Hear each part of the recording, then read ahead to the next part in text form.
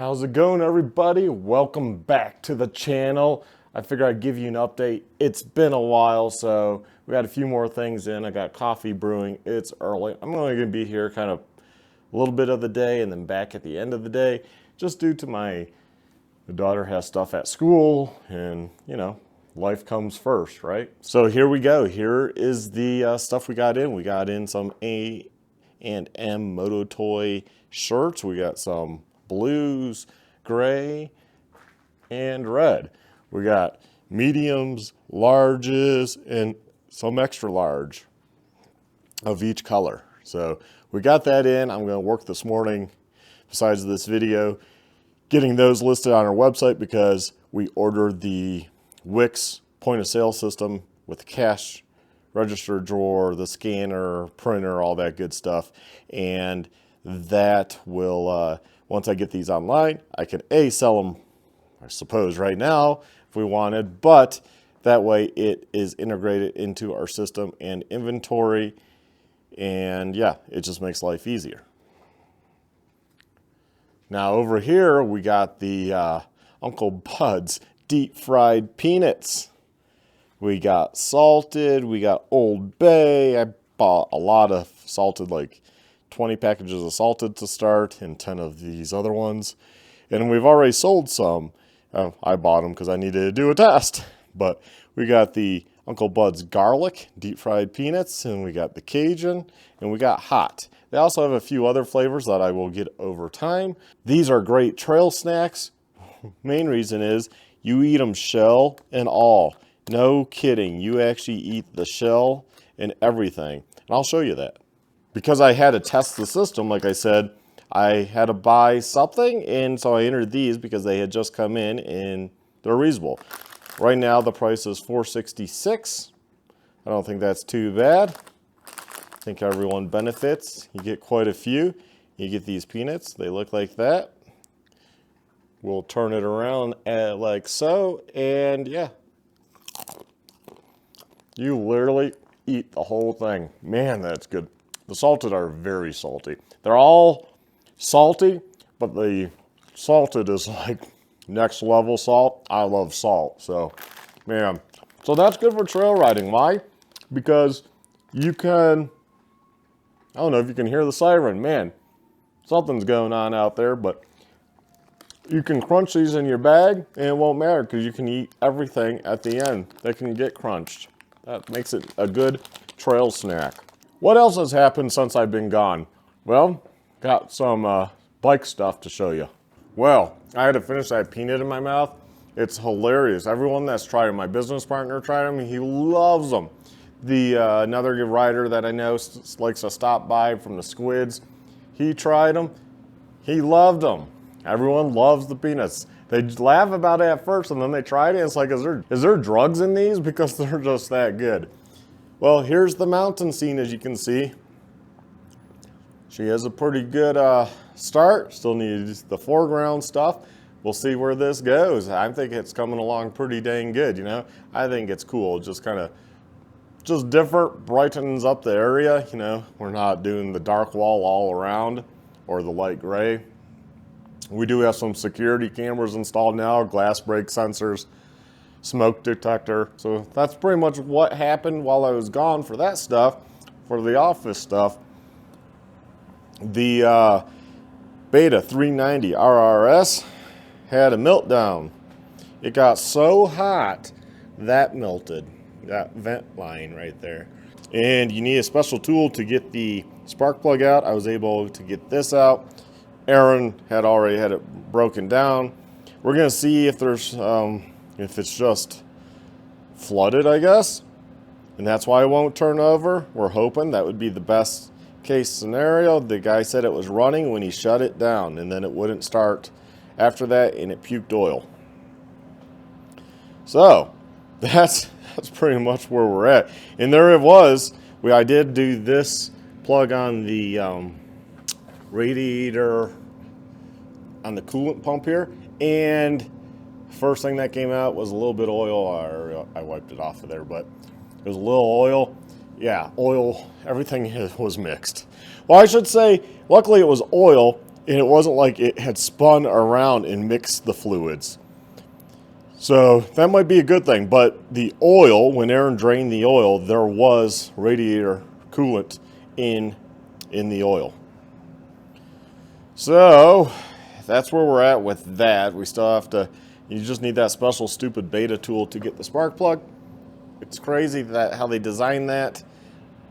Once he remembers to bring that in, we'll know more. There's a shop in town we work with. They're able to do it for like, I think $800 is the low end, assuming don't need a whole rebuild. Like a whole rebuild gets up to like $2,800, I want to say, if I remember the price right. You know, it gets up there. But there's a lot of hours on this bike. The renter probably didn't cause it. It could have been a runner last season, and yeah, it could have just finally went, or it could just be the hours on the bike. Never know. And so what happened there was we ran them up a bike. We ran them up the other 300 here. Well, we ran them up. He ran them up my 300. Aaron's 300, which is all A&M Moto Toys, but I don't know. I still differentiate. Technically, titles are in people's names. But this 300, the guy rode on a flat tire. The rims have not been dinged or anything, but a little pissed about that. I guess Aaron did charge a few bucks, and they were happy to pay it, and they still gave us 5-star review because, well, they were surprised we ran a bike up there, which luckily Aaron was around because I had told him, like, I'm going to Moab, and this was when I was leaving for Moab, so yeah. So luckily they were up in Rampart Range area by the Platte River, and he picked up that bike, took him that bike. I don't know why they ran it once it got a flat tire. And I think by running it, I think they actually continued to ride for a long time. I mean, I guess what are you going to do, right? Flat tires can happen. Rider Share even points that out. Like, that's something that could happen to me. It can happen to a runner.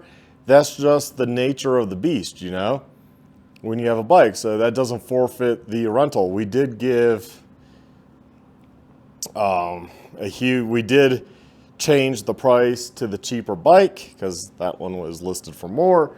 We did do that, and I think he gave him some sort of discount, and then ended up having to charge him for the tire part. So I forgot to do that today. It wasn't really a high priority due to snow. My daughter was school and whatnot, to bring in the spare tire and then break open the Rabaconda. Maybe I'll do that later in the day, and we'll go ahead and get that bad boy changed. That's basically it for now. That's the update on the space. Obviously, we're still going to be getting a lot more product in. We've been making a list last night. We have so many companies we're working with. I think we're just like, our mind is just blown. We're just, energy, like trying to think, well, what type of helmet, what type of gear, this, that, what do you want to carry? We can't carry everything, right? Because we're not Performance Cycle. We don't have a huge budget. So we can't just, say, okay, we're dedicating $1 million to ordering stuff, and you just go through and you just start ordering a bunch of stuff. And because I'm sure their big new store, that's probably what they spent on inventory to at least initially put inventory in. We don't have that sort of budget, so it's like, okay, we'll get a few of these helmets, a few of these, maybe jerseys, pants. And so we're going through the different companies we're working with to make everyone happy and ordering, say 3,000 here, 4,000 there, 5,000 over here. And just to get a bunch of stock in. Note, like any dealer, if you have a particular helmet, boot, jersey, we can look that stuff up and we can order it for you. And we'll probably, do pretty good on the pricing. Just saying, because, if we don't have it, I feel bad if somebody comes down here, and I want to make it worth your while, right? So you just don't go online. But I understand if you do, because honestly, that's probably what I would do. But as time builds on, we will have a lot more inventory. We also have the carpet for the floor on order too. So I know we're a little behind on stuff, but things take time, and getting product and stuff, that takes longer than we thought it would, but it's also a very complicated thing. You know, like we finally got some shirts of ours, and we got some peanuts, and we still have our skid plates, and we're gonna make another order of like protection bits because we want more P-Tech stuff, and they have radiator guards, you know, caliper protection bits. They have, you know, obviously the skid plates. They have rotor protection bits for various bikes. So we want to get a lot of that littler stuff. So that's also a good compliment because the littler stuff is easier to showcase too versus the skid plates. Like we'll have a few skid plates out, and then it's gonna be like, okay, which bike do you have? Let's see if we have that in the system. And then I will go to our storeroom that we're using, one of the other offices, and you know, get it and be like, okay, here you go, right? It won't necessarily be on the shelf because you can't stock everything on the shelf. So in a situation like this, a small business, always ask if we have it or if we can get it. And like I said, we'll make it worth your while to get stuff because we have to. I mean, we have to, right? I mean, you drove here, you're probably going to drive here or pick it up. So it's worthwhile. Some stuff we can have drop shipped. So that'd be cool. And if you place the order, say like you want a Rabaconda, well, we can have that drop shipped to your place, right? But I also want like a couple of those here just to have, so somebody comes in, hey, I want a Rabaconda. Here we go, boom, and you have it right then and there. You know, at least a few of things like that. So yeah, that's basically the update for the retail here at A&M Moto Toys. Thanks for watching. Please check back for more updates. Have a good one. Bye.